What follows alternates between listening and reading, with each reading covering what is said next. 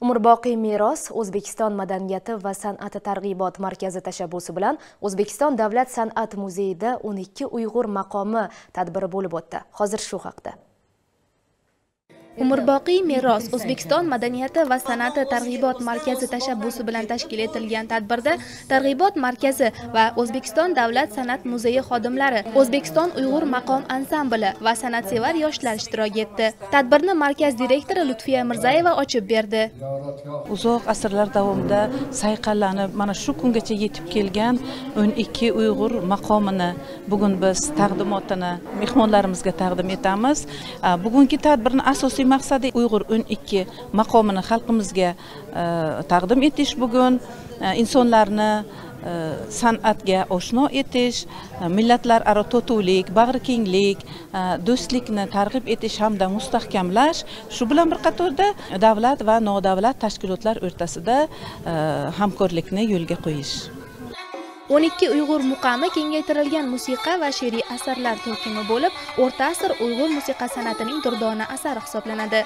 Maqom ustalari tomonidan ijro etilgan ushbu asar barchaga ko'tarinki kayfiyat bag'ishladi.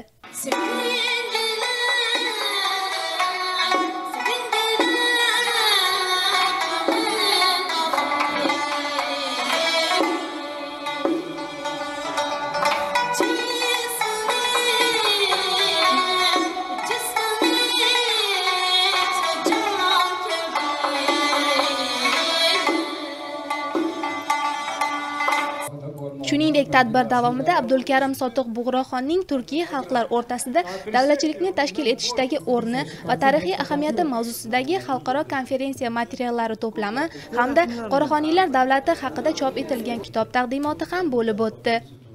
Qoraxoniylar davlatining tashkil topishi va ijtimoiy siyosiy jarayonlar degan kitobni ham bugun taqdimotini bu yerda o'tkazamiz.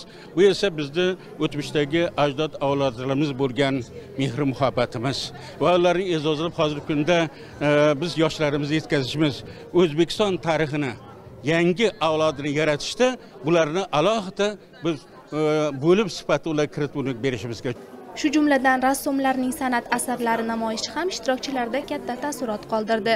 Yakunda barcha faol ishtirok etganlarga esdalik sovg'alari topshirildi. San'atsevarlar uchun tashkil etilgan tadbir haqiqiy bayramga aylandi desak, mubolag'a bo'lmaydi.